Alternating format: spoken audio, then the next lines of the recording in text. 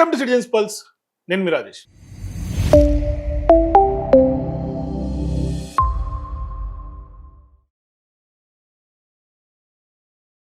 గత 2-3 రోజులుగా తెలంగాణ రాష్ట్ర రాజకీయాల్లో బిగ్ డిస్కషన్ జరుగుతోంది అంటే అది ఖచ్చితంగా రేవంత్ రెడ్డి గారు వర్సెస్ కొండా ఫ్యామిలీ. సో ఇప్పుడు నువ్వా నేనా అన్నట్టుగా ఇద్దరు తలపడతా ఉన్నారు. ఇప్పుడు లండన్ నుంచి అర్ధాంతరంగా రేవంత్ రెడ్డి గారు కూడా హైదరాబాద్కి వచ్చేశారు. ఇప్పుడు వాళ్ళిద్దరి మధ్య నెలకొన్నటువంటి వివాదం అనేక మలుపులు, కొత్త కొత్త ట్విస్ట్లు, సినిమా రేంజ్ ట్విస్ట్లు కనిపిస్తూ ఉన్నాయి. సో ఇప్పుడు వాస్తవానికి ఎవరు తగ్గే పరిస్థితి కనిపించట్లా. ఎందుకు అంటే రేవంత్ రెడ్డి గారేమో ఒకవైపు వాళ్ళ పార్టీకి సంబంధించినటువంటి ఎమ్మెల్యేలని వాళ్ళందరినీ కూడా మోప్ చేసి వేం నరేందర్ రెడ్డి గారి ఆధ్వర్యంలో ఒక భారీ స్థాయిలో ఒక బల ప్రదర్శన చేసి చేతులు కాల్చుకుంటాం. ఒక రకంగా చెప్పాలంటే అంటే తన బలం ఏంటి అన్నది బహిరంగంగా అర్థమయ్యేటట్టుగా చేసి పడేసింది. అది అధిష్టానానికి క్లారిటీ వచ్చింది, at the same time Telangana ప్రజలకు క్లారిటీ వచ్చింది. అందుకని చూడండి, ఇవాళ మీరు అమెరికా నుంచి ఆయన అమెరికాకు వెళ్లకుండా లండన్ నుంచి హైదరాబాద్కి వచ్చేస్తే కాంగ్రెస్ పార్టీ నాయకులు ఎవరు వెళ్ళాలా ఆయన్ని వెల్కమ్ చేయడానికి. సో ఇప్పుడు ఏమైంది, ఇది ఎట్లా పరిస్థితి అయిందంటే ముందు నుయ్యి వెనుక గొయ్యిలాగా మారిపోయింది. ఇవాళ వీళ్ళని ఈ విధంగా కొండా సురేఖ గారికి సంబంధించినటువంటి ఫ్యామిలీని వదిలేస్తే రేపు భవిష్యత్తులో కాంగ్రెస్ పార్టీలోనే అంతర్గతంగా అనేక మంది ప్రశ్నించే అవకాశాలు ఉంటాయి. రేవంత్ రెడ్డి గారిని వార్డు మెంబర్ స్థాయి నుంచి కూడా పెద్ద ఎత్తున తీవ్రమైనటువంటి విమర్శలు చేసే అవకాశాలు ఉంటాయి.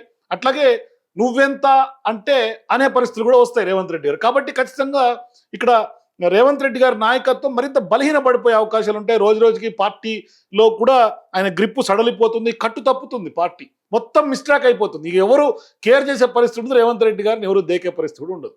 సో ఇప్పుడు ఏమైపోయింది, అందుకని చూడండి నిన్న ఏబిఎన్ ఆంధ్రజ్యోతి దినపత్రికలో కొత్త పలుకులో కూడా రాధాకృష్ణ గారు ఇక తేల్చుకోవాల్సిందే అని రేవంత్ రెడ్డి గారికి బహిరంగ సూచన చేశారు. అంటే ఆయన ఐడియాలజీ అది, ఖచ్చితంగా కొండా సురేఖ గారిని సాగనంపండి, తేల్చుకోవాల్సిందే అని చెప్పారు. సో ఇప్పుడు ఏమైపోయింది, ఈ విధంగా ఇట్లా ఉంటే ఒకవేళ తప్పిస్తే ఏం జరుగుతుంది? ఎందుకంటే ఇప్పుడు తేల్చుకోవాల్సిందని అందరూ చెప్తున్నారు, వదిలేస్తేనే మొదటిగా ప్రమాదం వచ్చే అవకాశం ఉంది, ఇంకా స్వరాలు పెరుగుతాయి. మరి ఇప్పుడు తప్పిస్తే ఏమవుతుంది? ఆమెను గనక తప్పిస్తే ఖచ్చితంగా వెనకాల ఎవరు ఉన్నారు అని కూడా బజారుకు లాగితే ఖచ్చితంగా తాడో పేడ తేలిపోతే పరువు నిలబడుతుంది. లేదంటే కనుక నాయకుడి పరువు పోతుంది, పార్టీ పరువు పోతుంది, అన్ని గల్లంతయ్యే అవకాశాలు ఉంటాయి. లీడర్షిప్ మీద కూడా కొంత సడలిపోయే అవకాశం. కాబట్టి ఖచ్చితంగా తేల్చేద్దాం అని రేవంత్ రెడ్డి గారు అనుకున్నట్టుగా ఉన్నారు. సరే, ఒకవేళ అట్లున్నారు కాబట్టి ఇవాళ కొండా సురేఖ గారికి సంబంధించి భారీ స్థాయిలో వాళ్ళ గతంలో పనిచేసినటువంటి ఓఎస్డి సుమంత్ మీద ఆనాడు డెక్కన్ సిమెంట్స్ ఇష్యూ తెర మీదకి వచ్చింది కూడా అప్పుడే. ఆయన అరెస్ట్ చేసే ప్రయత్నం జరిగింది, రాత్రి ఇంటి దగ్గర హంగామా జరిగింది, టాస్క్ ఫోర్స్ పోలీసులు భారీ స్థాయిలో ఇంటి చుట్టుముట్టారు, అంత డ్రామా, హై డ్రామా నడిచింది ఆ రోజు. సో ఆ హై డ్రామా జరిగిన తర్వాత నెక్స్ట్ ఎప్పుడైతే డెక్కన్ సిమెంట్స్ ఈ సెటిల్మెంట్ భాగవతం కొండా సుష్మిత గారు బాంబు పేల్చారో అరెస్ట్ ఆగిపోయింది అందరితోటి. అరే ముట్టుకుంటే ఏదో ఇంకా పెద్దగా పేలేదట్లుంది అని వదిలేశాడు ఆ రోజు. సో ఇవాళ అది శృతి మించింది, స్థాయి పెరిగింది, ఒక నువ్వెంత అనే స్టేజ్కి వచ్చింది. ఇప్పుడు రేవంత్ రెడ్డి గారికి ఏమైపోయిందంటే ఏం చేయలేనటువంటి పరిస్థితి, నిస్సహాయ స్థితిలో ఉన్నట్టుగా కనిపిస్తోంది. సో ఇప్పుడు ఒకవేళ నిజంగా కనుక ఆ సుమంత్ విషయంలో ఇప్పుడు ఏం జరుగుతోంది, ఆయన మీద ఒక ఎఫ్ఐఆర్ అయింది మేడిపల్లి పిఎస్లో. తర్వాత వాళ్ళకి సంబంధించినటువంటి డ్రైవర్ని నిన్న అరెస్ట్ చేశారు, ఇవాళ ఇంకొక 3 అరెస్ట్ చేశారు వాళ్ళకి సంబంధికుల్ని. సో ఇట్లా వరుస పెట్టి కొండా టీంలో ఉన్నటువంటి మనుషుల్ని అరెస్ట్ల పర్వం కొనసాగుతుంది. సో ఇప్పుడు అరెస్ట్ల పర్వం కొనసాగుతోంది అనగానే ఒక రకంగా కొండా ఫ్యామిలీని భయపెట్టే ప్రయత్నం ఏమైనా రేవంత్ రెడ్డి గారి ప్రభుత్వం చేస్తోందా అని మనకు అనిపిస్తోంది.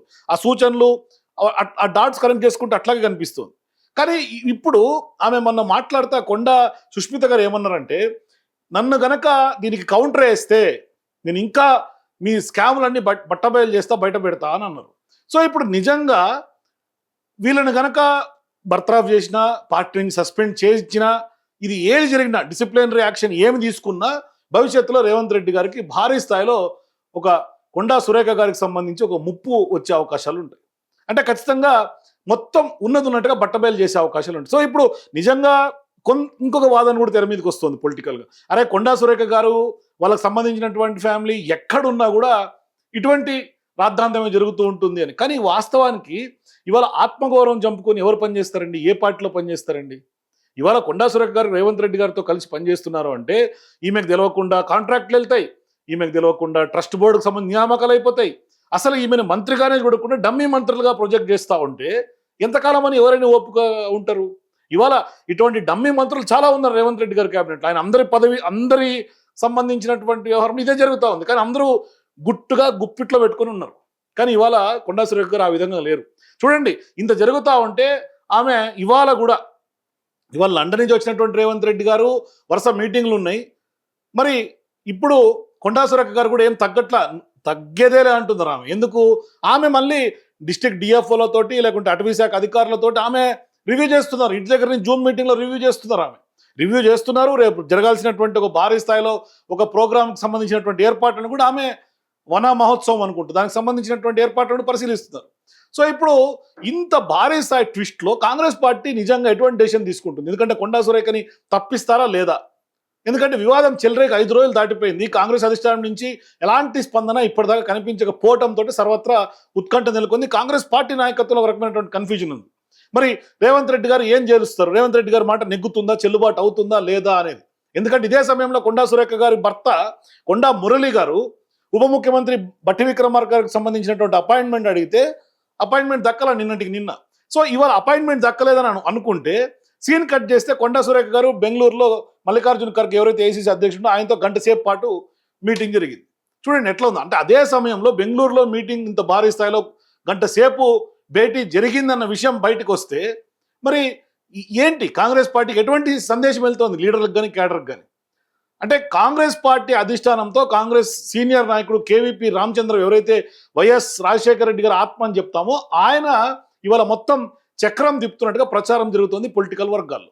మరి ఇందులో ఎంత మాత్రం ఉంది? ఎందుకంటే ఆమె ఇంకా కూడా ఎక్కడా వెనకడుగు వేయట్లా కొండా సురేఖ గారు. చూడండి ఒకసారి, ఇప్పుడు ఎప్పుడైతే మంత్రులు ఎమ్మెల్యేలు వీళ్ళందరూ కూడా రేవంత్ రెడ్డి గారు కొంత ఉసుగొల్పి కొండా సురేఖ గారు కౌంటర్ ఇచ్చారు. ఇప్పుడు ఈ ఎమ్మెల్యేలు వెనకాల ఎవరున్నారు తేల్చాలని ఆమె క్రమశిక్షణ కమిటీకి లెటర్ రాసిద్దాం మొన్న.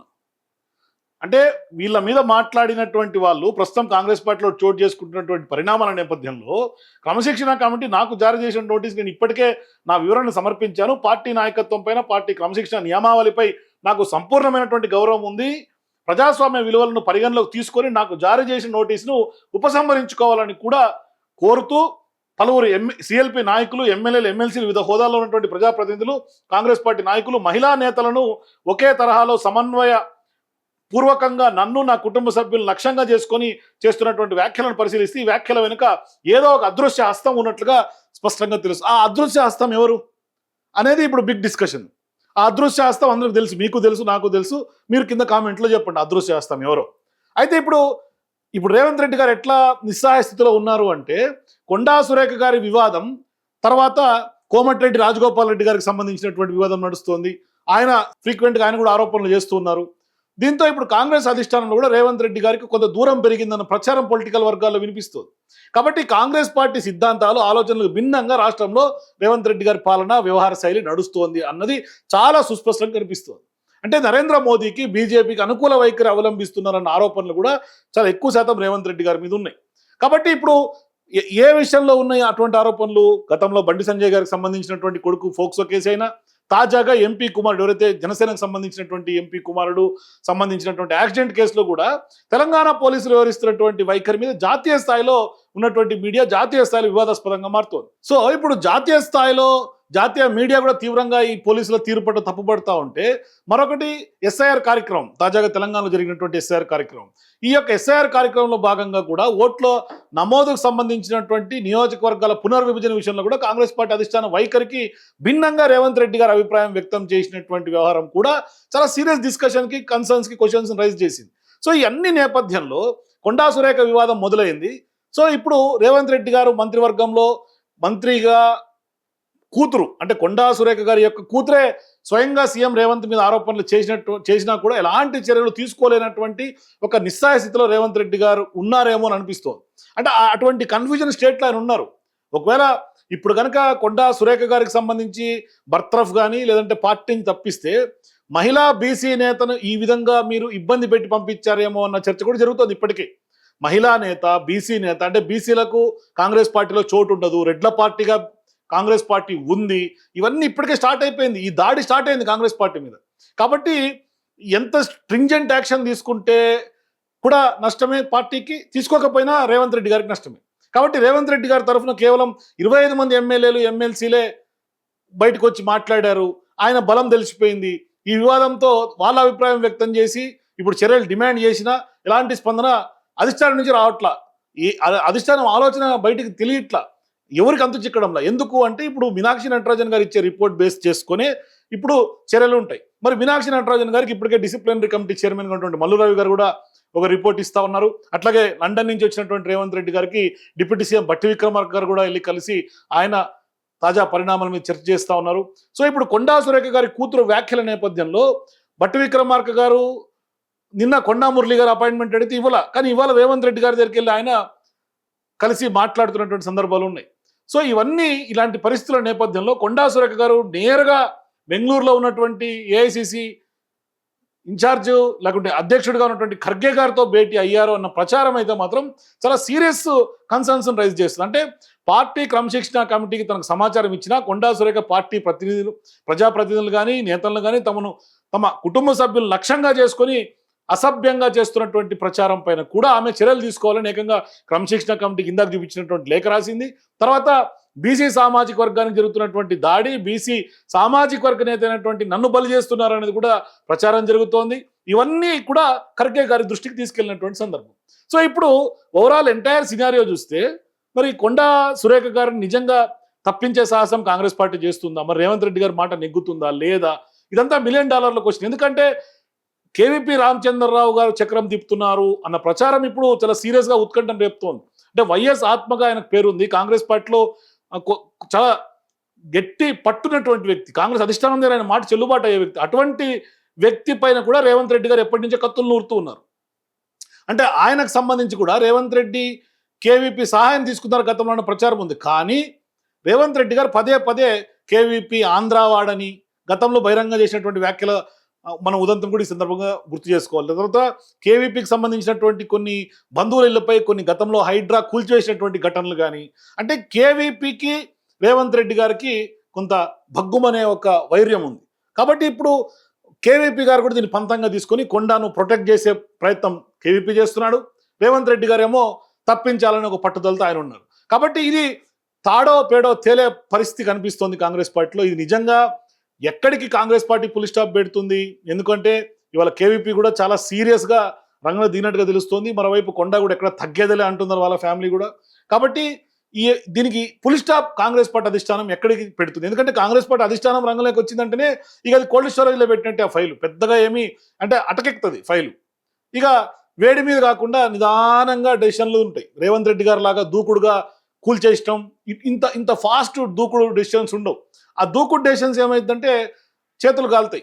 కాబట్టి ఇప్పుడు చేతులు కాలిన ఆకులు పట్టుకుంటుందా కాంగ్రెస్ పార్టీ అధిష్టానం, లేకుంటే ఏం జరుగుతుంది అనేది కూడా మీరు కూడా మీ ఏప్రిల్ కింద నాకు కామెంట్స్ చెప్పండి. For more videos please watch citizens pulse.